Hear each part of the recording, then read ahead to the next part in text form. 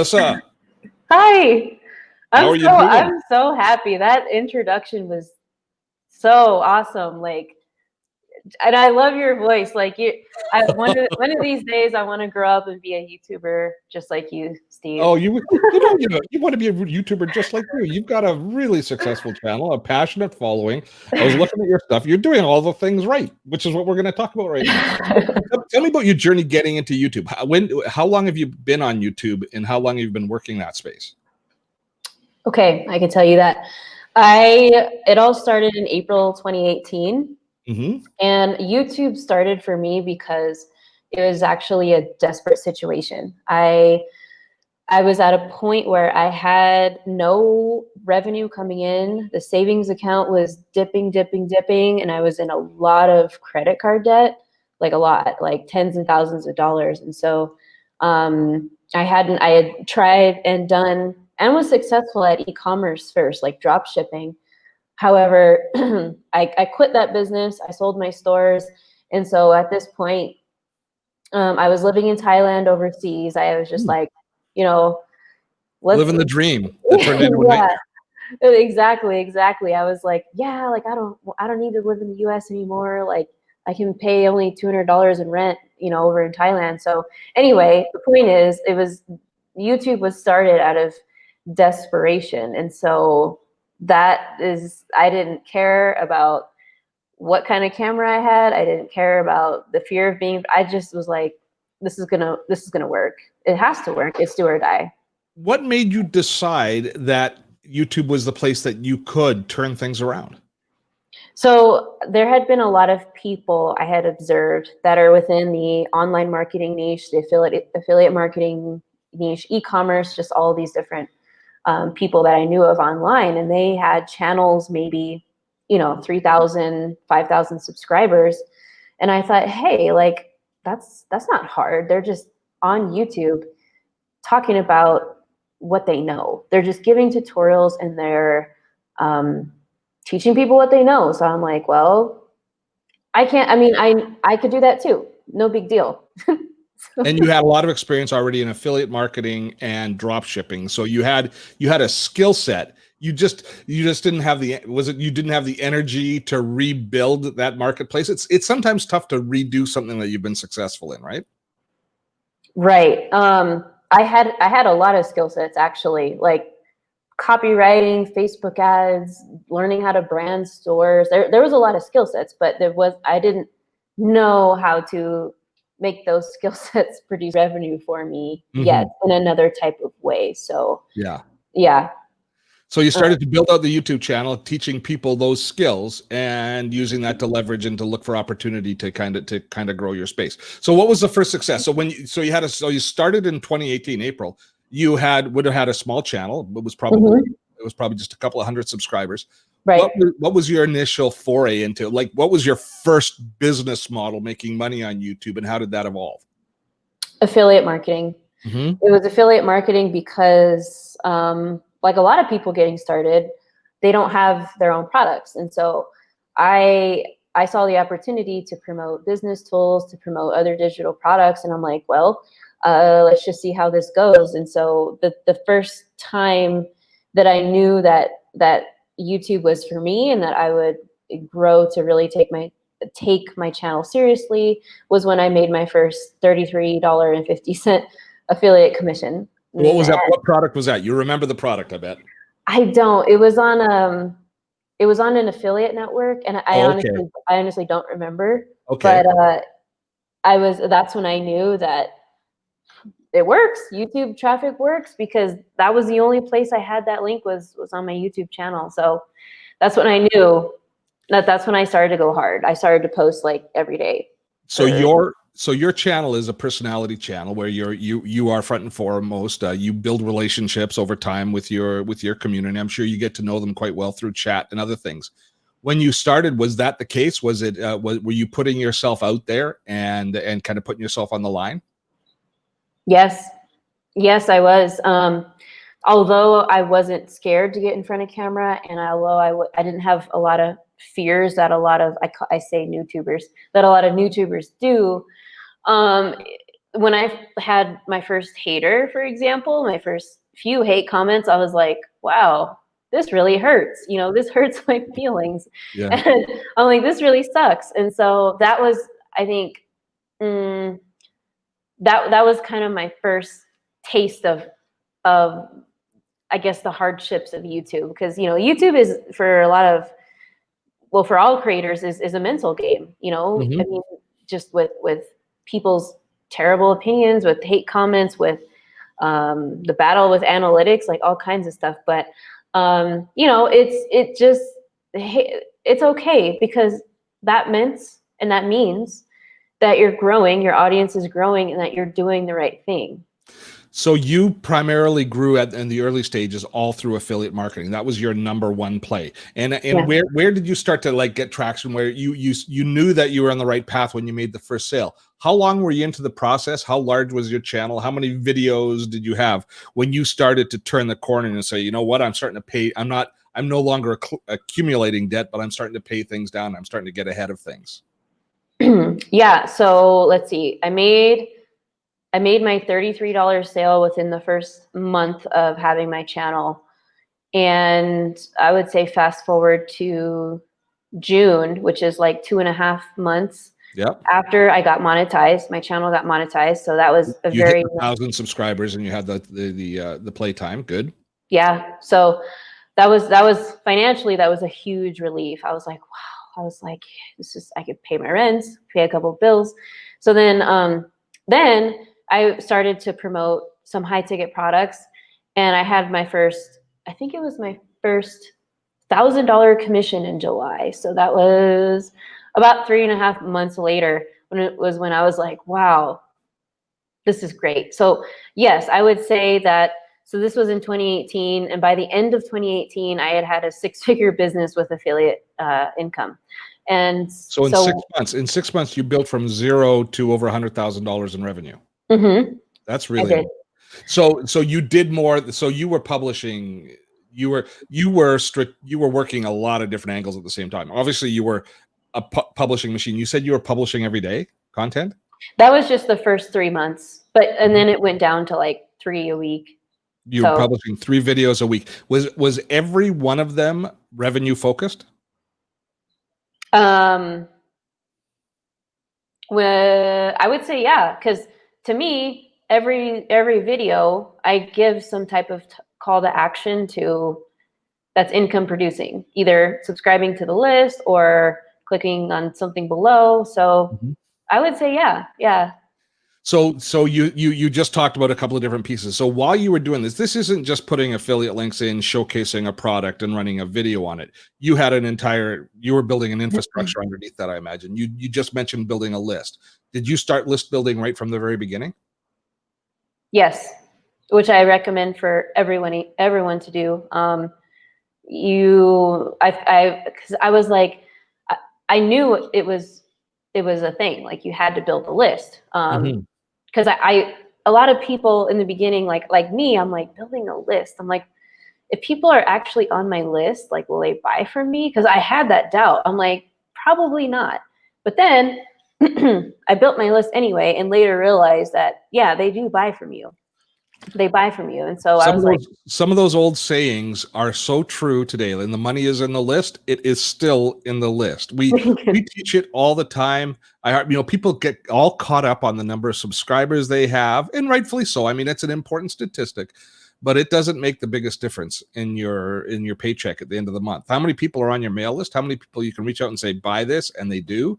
That is where the money comes from at the end of the day. 100%. Yep. So Absolutely. how did you go about researching what topics your community would be interested in? Because I'm going to, once you tell that answer, I'm going to set it off and reflect it against my experience in my channel, which is quite a bit different in how I started to generate revenue from YouTube. Because there's a lot of different roads that lead to Rome as far as we're concerned in this particular process. So how did you go about deciding what products and who your avatar was, what consumer you were trying to reach? That's a good question. My avatar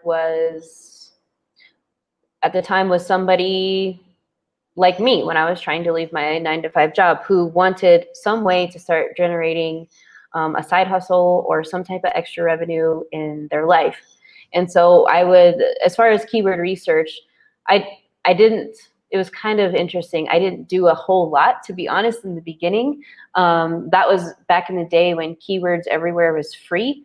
And I would use that tool a lot. I would look at the monthly search volume, and I would use that to make good, solid, keyword-rich titles. Because when you're doing keyword research, it's always the keyword-rich title that's very important, but also the secondary keywords, or tags is what they call them when you upload. So I would look at a combination of what Keywords Everywhere had with monthly search volume, and also other popular video titles in my niche, such as affiliate marketing, you know, just the general topics of how to make money online, how to build an email list. And I would look at popular titles with that, and also with Keywords Everywhere. But now, to be completely honest, I use TubeBuddy. The TubeBuddy research tools. And I think back in those days, we looked for the high volume search titles. I don't know about you, but I don't look for high volume search titles anymore. I look for underserviced search titles that are more nichey, that we can kind of capture. So, I mean, we were caught up on big numbers back in the day, but getting your video ranked on a super high search title, search term, that's difficult. Whereas if you find a valuable search term, and you know what I look at more than anything else is I look at what advertisers are paying to advertise that word, and I look for the high value ones there, and that's what kind of tells me that that's a product, that's a space that there's opportunity to be made. So do you also look at Google Trends? Yes. At what's that called, when it's a breakthrough, when it's like really popular? Yeah. Like as I know, the keyword passive income ideas has been breakthrough for a long time. And like when the pandemic hit, it was like work from home breakthrough. I started ranking right when the pandemic hit. You'll like this. We don't talk an awful lot about AdSense revenue for most YouTubers, because for most of them it's not a factor. For a channel like mine, however, it really is. And when the pandemic hit with the Zoom, I had just produced some videos on Zoom. I was just lucky as far as timing goes. But oh my gosh, my revenue exploded 10x in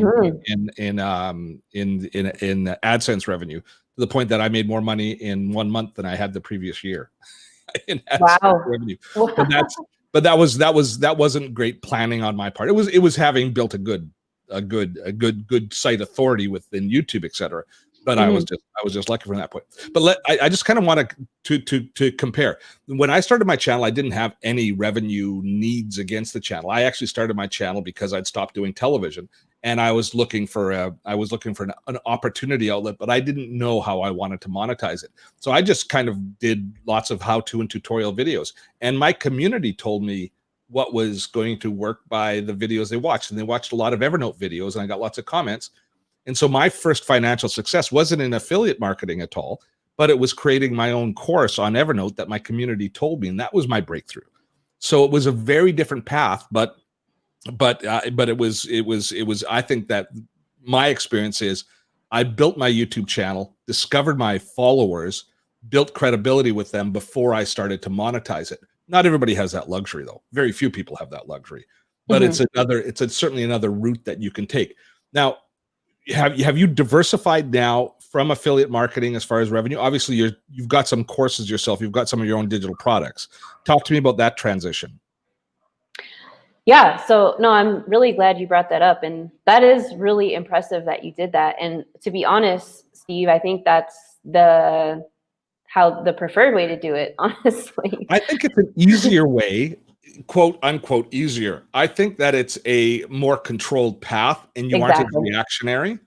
But there's, I think that success on YouTube, if you pay attention to the content that you create valuable content, and pay attention to your community, if you pay attention to those two things, you can grow a YouTube channel.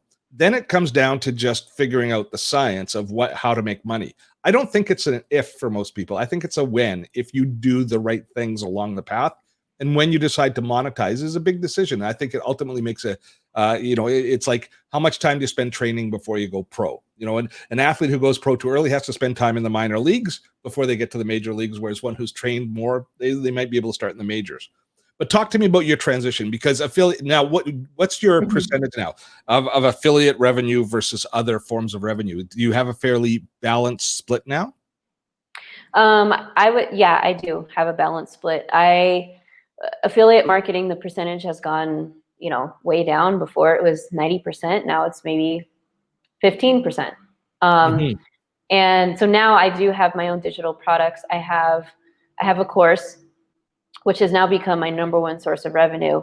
And the reason why I've switched from affiliate marketing to my own product is because I was just tired of promoting other people's products that I didn't fully believe in. And what I mean by that is, like, I thought that I could do better, way better than what I was promoting. And I'm like, this has to stop. So I cut off a lot of the higher ticket stuff that I was promoting because I could no longer put my brand name behind it. And so that actually made my revenue go down during that transition period where I was building my own product. And so that was a transition period of 7 to 8 months, because I was building a team. I was mapping out a program, and it took a while because I really wanted to do it right. So I think creators need to understand that when you're creating valuable content on YouTube, how-to content, which we do, which teaches people to do things, we build equity with that community. We build a reputation. They call it know, like, and trust. We get all of those things going. We spend that equity when we tell them where to spend money. Basically at that point there, we are cashing in the equity we've built. And if you run at a deficit, you're going to be seen as a bit of a huckster online, which in the only really valuable commodity we have online is our reputation at the end of the day, I believe. And it's the one that we should judge the most or guard the most jealously. And so even though starting out with affiliate marketing, and there's so many affiliate opportunities, is great, making sure that as you grow, you winnow down the number of affiliates that you work with to ones that you are really have an affinity for. I mean, there's a perfect example right here. Both you and I are affiliates for InVideo. We believe in the company. I mean, I do this show for the company. We trust them.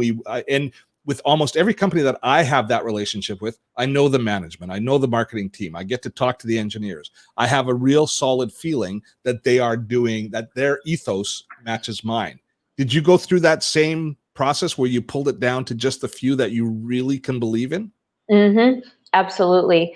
I can't agree with you more, because I had made the mistake of just promoting something just to make the commission, and that wasn't good.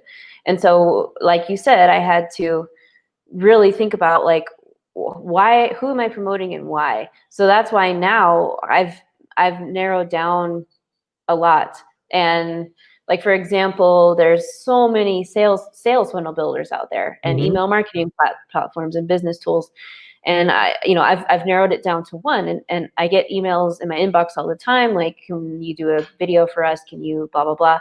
And I'm like, I can't, because I'm a strong affiliate for this company, and I use their products. And so, sorry, I can't. So yeah, I wholeheartedly feel what you're saying. And I think it's important that you really do believe in the product first before you start to promote it, because if not, it could not be good for your brand. So now, what's the title of your course? Subscribers to Sales. Subscribers to Sales. So it's a revenue. It's a course to learn how to convert your YouTube channel, convert your efforts into earning income. Correct? Yeah, it teaches people, like, to build, grow, and scale their online business, and to create a YouTube channel that sells, essentially. Yeah. And so let's so in the process that we've talked through right now includes the startup phase, which is probably, I imagine, I don't know, but the most difficult phase, where most people fall off. is people have trouble envisioning that early stage as they're struggling and they're counting every subscriber they get, staying the course to transition. Now, I think in some cases, your story might be deflating because it happened pretty quickly for you. As you look at your students, the ones that struggle versus the success that you had, can you put your finger on something that you did that you just can't convince the students that aren't getting over that hump that they didn't do, that they aren't doing? Fear. It's just the students that need that extra push, that aren't getting started, that aren't putting in the work. Sometimes there's probably three main ones. The first main one is they're comparing themselves to others, and even to my channel. And I'm like, you can't. They say, Marissa, I see your channel and I think this isn't even possible. And they've already invested in the program. I'm like, guys, you have to look at my old videos, like where I was literally using, my phone and the built-in webcam in my computer. That is it. Those two basic things that I already had took me all the way to 15,000 subscribers. And I think that a lot of times they're some are too comfortable, whereas what I mean by that is they have a job or they have something that's keeping them afloat, and there's no desperate need like there was for me to do it. So you highly recommend people get massively in debt and in fear before they start. No, I would never wish that upon anybody. But that fear motivates productivity. And a key is consistent publishing. You went every day for a period of time. You probably came close to burnout producing video. And you're probably our life becomes hell when we have a publishing schedule like that. The mental things of the pressure of getting videos out and the momentary relief. It's like, I think we're almost like a drug addict where we're going up and down. We have these highs and lows. Is when you hit publish, you're at a high and you're getting all these endorphins and you're getting a little bit of feedback, but then the pressure instantly comes like, what's the next video? But publishing consistently as you did for that period of time, that is almost every success story I hear on YouTube. They retained that commitment to publishing over the long haul. Yeah. Yep. I don't recommend publishing every day to anyone, ever. I recommend minimum once a week. But if you could push harder in that first 6 months of your channel, maybe 2 to 3 times a week, go for it, because that is what's going to get your channel on the map. That's one factor that the algorithm absolutely loves is posting frequency. And giving it a reason for viewers to come to your channel and to get that watch time from you. Now, did you do much engagement with your customers? Did you spend much time in chat with them at the beginning? Oh yeah, every day. Yeah. I would reply to every comment. Yes, for the longest time. By the way, speaking of the production value, I still use a webcam for almost all of my videos. I'm still as far as technical putting energy in. I put all my energy into content, very little into the production side. Do you edit your videos? Sorry? Do you edit your videos? I did until 2 years ago. I was at about 200,000 subscribers before I started getting somebody to edit my videos. And it wasn't until I started to make significant money that I hired somebody else to do it. And our production process is because they're tutorial videos for the most part. I record the video. I just use ScreenFlow on the Mac to record most of my videos. And then I do a rough cut edit for the narrative so that they know, so that the right take is in place and the right order of videos and the right screenshots or supporting B-roll is in there. And so, but I don't worry about transitions. I don't worry about anything. I just edit it that way as a rough cut. And then I upload it to my editor, who completes it in ScreenFlow and then polishes it up in Final Cut. So it's changed, but I'll tell you the truth. I think it's made a difference in how I feel about the videos, but I'm not sure it makes that much difference. And I know Liz is listening right now. She's going to scream, but I don't know if it really makes that much difference in how many views we get or what our retention rate is on the views. I know that I'm prouder of the videos and that I want to stand behind them more, but I don't know if it makes if it makes that big a difference, and you have to rush towards high production values.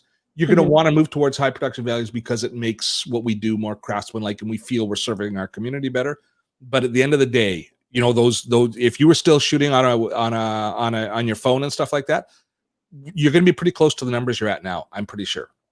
Yeah, I agree. I can't agree more. I think what matters, if because we're not channels about travel vlogging, and we're not entertainment channels, we're educational channels, right? And so because it's interesting you say about your webcam, because my first investment was my, the one I'm using right now. It's a Logitech 1080p, which helped my resolution so much. I mean, because the webcam in my laptop is like 480p pixelated, and yeah, you can do better than that. Yes, you but can. It's not a massive investment. It's $100 investment. I'm using the Logitech Brio. You're using the Logitech C920, I imagine. Yeah. Which is, kind of the standard one. I still got it here. It's still sitting right beside, and I use it for some things still. So it's not. But here's one thing that a lot of YouTube creators is: we get caught up listening to a lot of the creators and looking at the success story of a lot of the personality in the entertainment creators, the Casey Neistats of the world, and the bloggers and that sort of stuff. And a lot of YouTube growth strategies of growing YouTube channels and making money from YouTube are based on the strategies of those people. But if you're a how-to channel, if you're a tutorial channel, the algorithm is very different for us. The growth path is very different. The retention, the amount of retention that we have for our audience is different, and the discovery process is very, very different. Thumbnails become essential because when our videos are being recommended, they're up against a series of other videos. Like if you and I both did a video on how to make money on YouTube, your face would be shining on one and my face would be shining on another of our thumbnails. We're going to appeal, and it doesn't matter whether one's better than the other. It's that you're going to appeal to millennials. I'm going to appeal to baby boomers just because I'm gray and you're not. At least I don't think you are. But if so, you're doing a great job of covering it up. But you don't need to hit home runs as well. You can grow. That there are so many people on YouTube that growing your niche. And I love that you said at the beginning that your avatar was you, because that's one of the toughest things, that exercises we go through when we're building our business, is figuring out that avatar. And it so often becomes you. And I know my avatar is me. It's people who have the same life experience, the same kind of the same gravitas, the same the same value system, and I think that you probably are in the same space. Yeah, absolutely. Yep. So then, when you make videos, that fear you were talking about. When you make videos, if you make videos that you like, that you're proud of, that you're comfortable with, they're going to do best, rather than trying to please people. Ooh, yeah. There we go. Just between you and me. That was the bomb. We just dropped the knowledge bomb. That's right. Good stuff. So let's go through. So we've talked about affiliate marketing. We've talked about how important it is for list building.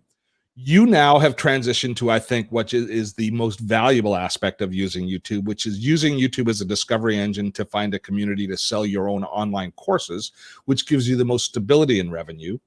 What are some of the other models that people can use? I guess there is certainly AdSense revenue, where you're running ads against it. But again, for our space, you've got to be a pretty special, unique channel in order to really make good money. But you can make nice additional income through AdSense. Do you worry about AdSense much? No. And the reason why is because, well, in March, when the pandemic started, I got my channel hacked and deleted. I don't know if you heard that story, but yeah, I had 91,000 subs and it was hacked and deleted.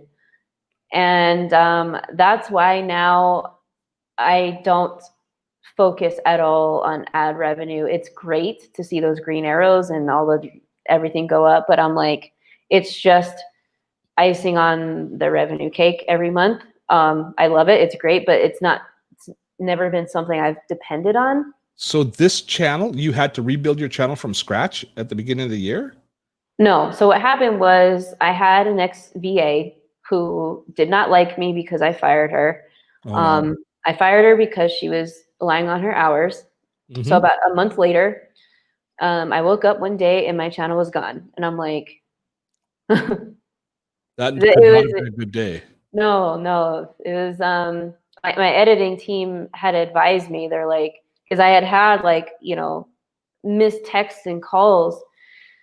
Yeah, it was just my heart sank because there were so many videos on my channel, just even like vlog videos from back in the day Yeah, when I yeah. first got started. Yeah, So there's all the channel authority and everything. And 91,000, you were about to get that YouTube silver play button, which is we work so hard for. yeah, and so yeah, it was a devastating month. And then especially like quarantine hit, pandemic, COVID, I was just like, how is this happening? So, that was luckily though, I was able to recover the Google account. I honestly got lucky. Like I really did, because And what a nightmare going through that process, eh? yeah, working with YouTube support is terrible because their support I wouldn't call it support. They take forever to respond back. When they do respond back, it's the most vague answers in the world. But I got to give it to them because they recovered the whole channel, everything, and I was like, Good. Oh, wow. the first day you opened your creator studio and everything was back. Was that like Christmas and New Year's and your birthday all rolled into one? Yeah, that was it was, but also it just, God, it just made me, talking about YouTube and digital business, it's just, you're very vulnerable if you don't protect your channel and your business. And that's a big, excuse me, lesson that I had to learn. What a great, not a great experience, but what a great lesson. You talked at the beginning. So I'm just gonna make a prediction. Even while your channel was down, the month your channel was down, were you still making money because of your list? Not really. I mean, Because you were so focused on getting back? right. I was focused. Yeah. What I did when my channel was down, besides cry every day, was I focused on what I had to do right. So I focused on like getting contracts in place. I focused on my online security. I focused on building my team. I focused on all the things that should have been done a long time ago. Yeah, but you paid attention to content. So the administrative stuff. Yeah. But so there is a lesson there. And I mean, we always want to say, see, I told you so, but talking about building the list, we always say, like I always say, your YouTube channel could be taken away from you in an instant. And then can you still have a business when your YouTube channel is taken away? If your YouTube channel is taken away. And I think that's something that we all have to pay attention to. So personally, I mean, I've also built we do a weekly webinar series where we reach out to our community there. We have a Patreon following. As much as I don't like it, we grow our Facebook community as much as I love my Facebook community. I just don't like Facebook. I just want to be clear about that. But making sure that you are diverse and that you have options in case something goes wrong, in the hopes that it never does, but so you can recover should that happen. So I mean, you've just, the fact that it was kind of just a disgruntled person who we could be talking about rebuilding a YouTube channel from scratch in this. I did. I actually did. There was a point where I thought I wouldn't get my channel back. And so I thought, I'm just going to start over because. Were you willing to do that? Yes.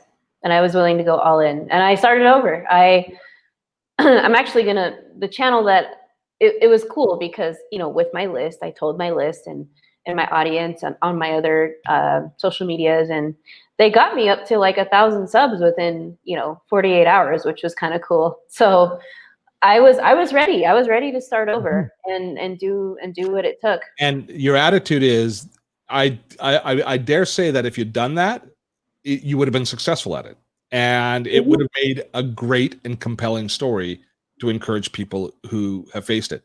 Oh, we got a question on Facebook. People want their pound of flesh. Did you take legal action against the person that was out to destroy you? I submitted it's part of the FBI. Oh my gosh, I can't think of the name, but it's basically the virtual police of the FBI. I submitted a case on there, but didn't hear anything. And that's why I learned so much, because I was so unprotected. I didn't even meet this girl. I didn't have her phone number. I didn't have the information that I should have had on her to go after her and stuff. And nothing happened. I mean, I don't know. The FBI never got back to me and told me anything, but no, nothing. I didn't take legal action or anything. Well, I'm glad. I'm sorry that you went through it, but it does make for a good entertainment for us right now. I don't mean that in a frivolous way, but you know what I mean. So we've gone through affiliate marketing. We've talked a little bit about AdSense revenue. We've talked about building your own digital product. What we haven't talked about is, as your channel grows, is the opportunities that you see coming in. Is you see, we all get a regular stream of people asking us to promote their products and be affiliates. But a part of that is, we've talked about narrowing it down to just a few that we deal with. But you can also do promotional deals with those organizations. Are you signing any contracts, or do you have anybody who sponsors the channel as well? Because that's another great revenue source, especially as your channel gets more popular. At the moment, I'm not sponsored by a lot of people. That's honestly something that I should be getting better at, are the brand deals. I think what happens is I just get so overwhelmed with the amount of offers, and then it's like, well, how long does it take to learn how to use this software, or how long does it take, to use this? So I gotta be honest, I'm not the best at it, but there's so many channels that I know about where it's a big income source for them. Are there sponsorships, them getting paid to do videos, and the affiliate deals that they do coming from the brand collaborations. Yeah. Typically speaking, I think in order for to really leverage that, I think you have to be a fairly large channel as far as your team goes. I think you need a person that manages those relationships, because as the content creator, you probably write all of your content yourself, and you've got to do all of the recording. And so for those of us who do the how-to channels of this ilk, of this size, we spend so much of our time in imparting the knowledge and experience that we have, that learning something new and trying to, like, the real value doesn't come from us talking about a new CRM. It talks about us using that new CRM, integrating in the system, discovering the value and how we manage it for our email list, and then sharing that knowledge. So that's a long process. It's not just, oh, XYZ company has got a great new mail list manager, and I'm going to show you that you can, capture email addresses and then send email to people. While they might sponsor us for the short term on that, there's not long-term value to our community or to ourselves in that relationship. We're chasing money, and we're basically working for hours. Whereas if it can be one of those few companies who you have a really great long-term relationship with. That's where to me, that's where those opportunities come. If you're the Casey Neistats of the world, or the Phil DeFrancos, you can, because of the huge volume that you have of people watching your show, you can go after those individual sponsorships and deals, and you can rotate them through, because somebody else is managing them. Somebody's writing the copy, and they're not asking you for your expertise. They're asking you for your endorsement, which is a little bit different. Exactly. And it's a learning curve. It's 5-6 hours learning the tool, and like you said, if I'm already promoting an email marketing platform or a sales funnel builder, I'm not going to create a dedicated video for another one, because then my audience will be like, Marissa, you just told us last week to do this one. Exactly. And it breaks the trust with your audience. I would never do something where it's like a dedicated video every video, just so I could, make, I don't know, a couple, I don't know. I don't even know sometimes how much to charge, but it's just, it's hard. It's hard. As I agree, one or a few just dedicated companies is preferable. If you're a news channel, if you're a current events channel, if you're not a tutorial channel, but you're a channel where people subscribe and they watch every day, that's a little bit different than the type of channels that Marissa and I have experience in. So let's get into your toolkit, because I'm curious to know what you use. So it's asking if you edit your own video. Robert is asking if you edit and what you use, but I want to know about your whole infrastructure. So you record your videos. So how do you make your videos? Walk me through that process. Well, my camera's right there. That is my Panasonic G85. That's the only camera I've ever had. It's 4K. That's what I use to edit my videos. I have 2 lights, and that's my That's how you studio. capture. What do you use to edit it? So I don't edit anymore. I've been having an editing team for over a year now, Nice. because you asked me earlier in the show what people get held up on. A big thing is editing and thumbnails and graphic design. And I tell people, if your budget allows, one of the first things you should be doing, if you're not a graphic designer, is outsourcing the thumbnails and the banner, because that's, if you're not good at that, like I'm not, for sure not. Me too. It's not good for the channel if your branding doesn't look good. And so that would be the first thing I would outsource, hands down, for my channel. And I've been editing my videos.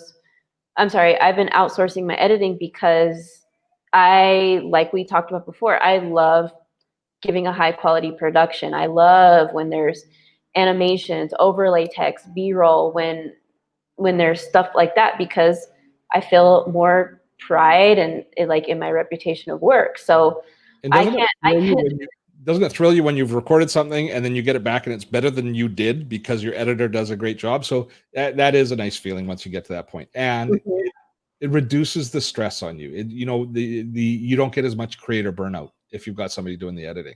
It's just to focus your time on the income producing activities that are going to make you more money in your business. You can't be spending 8 to 9 hours editing your videos. Okay, so talk to me about the rest of your setup. Let's talk about your income producing side. So what do you use as your CRM? Kartra. You're using Kartra on your CRM, are you also using their facilities for hosting your course, or is your course hosted elsewhere? I use it because it's a true all-in-one, and the whole business is on there. The funnels, the CRM, the membership sites, my help desk for the students. It warms my heart to hear that you're using, because although a tool like Kartra, or another one that you might consider there is Kajabi, because although those might not be as good in some aspects as other dedicated tools, you spend a lot less time worrying about making things fit because you just master the one tool. So not in all cases. Like my case, I've got multiple. We use Infusionsoft, we use Thinkific, we use a bunch of different tools in order to accomplish the same thing. I think that there's a real nice streamlined process, especially in small organizations, where you can kind of work with the one product and really master it. And I imagine that's one of your best affiliate relationships too, then. Yeah. Yeah. It is. Yeah. No, I like Kartra a lot. Now, we did a lot of work with their parent with Webinar Jam early in the day. Almost all of our webinars were delivered by Webinar Jam for the first 3 years that we were doing it. So yeah, they've been around for a while, and they know our space quite well. What other tools do I need? Actually, that kind of I use EverWebinar for my webinars. I use Asana. Management, yeah. I think that's it. Oh, I use Help Scout now for my customer service and email management. So this was part of what I learned from the hacking, is like, you can't be having your team logging into your Gmail, right? You got to get G Suite, and you got to get some type of structure for your customer service. Okay, so what's it called again? Help Scout. Help Scout. For that. And what about for internal communications? How do you communicate with your team? Slack. Everybody uses Slack. It's one that we use. Slack, you can't go back. Well, what do you use for? We've already talked about the video editing process. Right now, we currently are using Infusionsoft for our CRM, which we've used for the longest time, but we're making a switch because of a few things. So we're going to be switching CRMs eventually. One of my closest and longest relationships is with Thinkific. So we've built our membership site in Thinkific, and they're a local company. I was talking about how important it is to know the people. They are here in Vancouver. I know the founders. I know the team. I go into their office. Well, I did go into their offices when I could visit on a regular basis. So there's a nice relationship there as far as that goes. For all of our social stuff, we use oh geez, my head. We use Agora Pulse for all of our social publishing, and for managing that side, we use Slack. I'm using a tool called CoSchedule for planning out all of our videos currently. Not over the moon. We used to use Asana, as you do, for all of that. But the inability to move dates within Asana was a deal killer for us. I love it as a project manager, but it's got one fatal flaw. So that's why we've looked at CoSchedule, and we're still kind of on the fence with that. I think that pretty much covers. Oh, of course, we should mention that we both use, for a lot of our promotions, we use InVideo. We do. So we create a lot of our shareable content. From all of our content is created within video, and that's been a boon for us. It's not something that I roll up my sleeves and do too much. That's something that my graphics designer does. But every time I jump into it, I go, holy poop, there's a lot of stuff in here. It works perfect. Yeah. So that's my mix, I think. Nice. We actually have a toolkit. I'll drop a link. Let me grab the link to the toolkit. I can't right now, but we've got if you drop by our website, we've got a toolkit which goes through every tool we have. Do you have one of those? Do you have like a downloadable toolkit? Not yet. Not yet. We'll do that next week. Next week.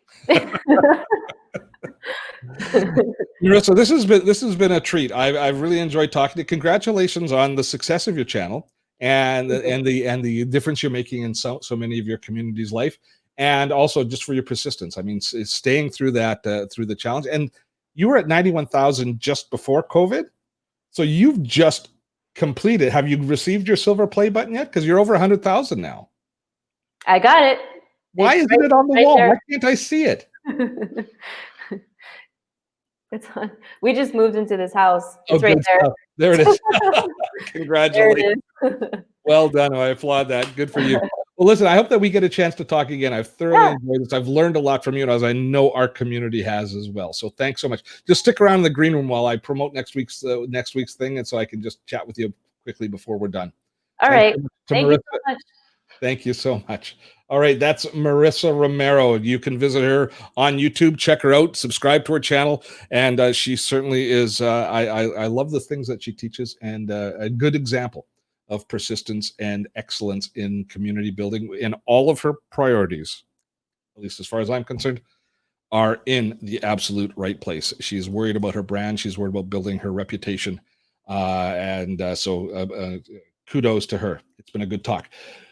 Next week, Mike Alton. Actually, we mentioned Agora Pulse. Mike is the what do they call it? The influencer manager for Agora Pulse, which is what we're going to be talking about. We're going to be talking about influencer marketing, how you get people like Marissa, like myself, to talk about your product, and how you build relationships. As Marissa and I just said, I think we did a great tease. It's going to be about relationship building, not just getting people to say, hey, I like this product, but actually using the product and becoming ambassadors for your product. Mike Alton is one of the real wizards of this. He has a terrific reputation amongst the influencers in the community, as well as with the software developers. So Mike Alton is going to be joining us. I look forward to it. Mike is just an overall good guy. You will learn a lot next week. Until then, thanks to our hosts at InVideo. My thanks to Marissa. I am Steve Dotto. Have fun storming a castle.